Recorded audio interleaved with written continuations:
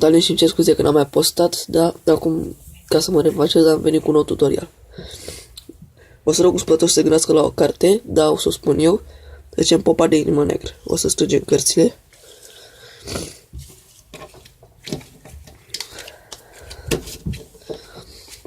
Așa, acum facem din nou.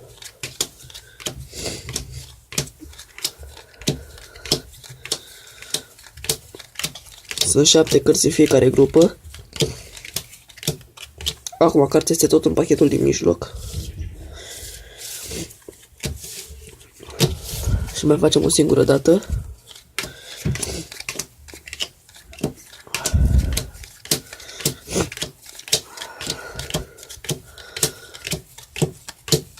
Iar acum cartea este aici. Strângem din nou pachetele. Acum o să le mai tai de câteva ori. Așa, și acum o să încerc să ghicesc cartea cu spatele. Vreau să vă arăt că nu sunt semnate cărțile sau ceva. Nu e.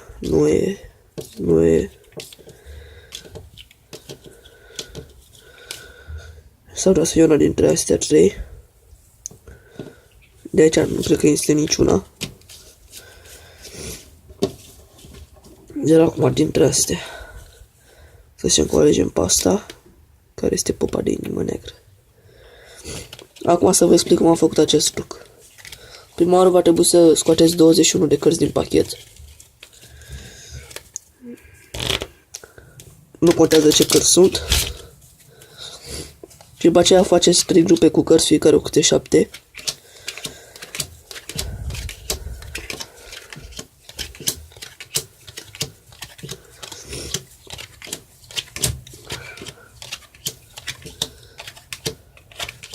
Așa.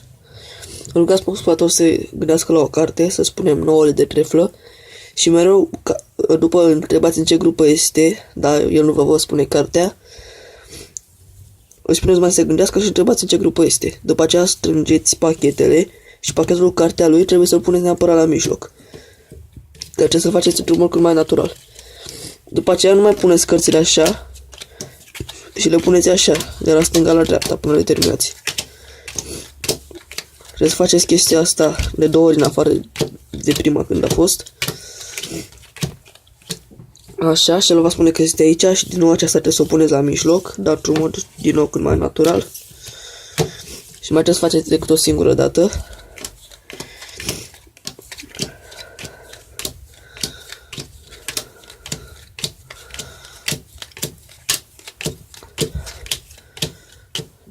Așa. Iar acum el va spune din nou că este aici. Acum din nou trebuie să-l puneți la mijloc. Și acum, dacă ați observat, eu la final am făcut și un triple card care este fals. Așa, și mereu după ce terminați astea, mereu cartea lui se va afla a 11-a de aici de sus. Și eu am făcut-o într-un mod mai ciudățel și am zis nu e.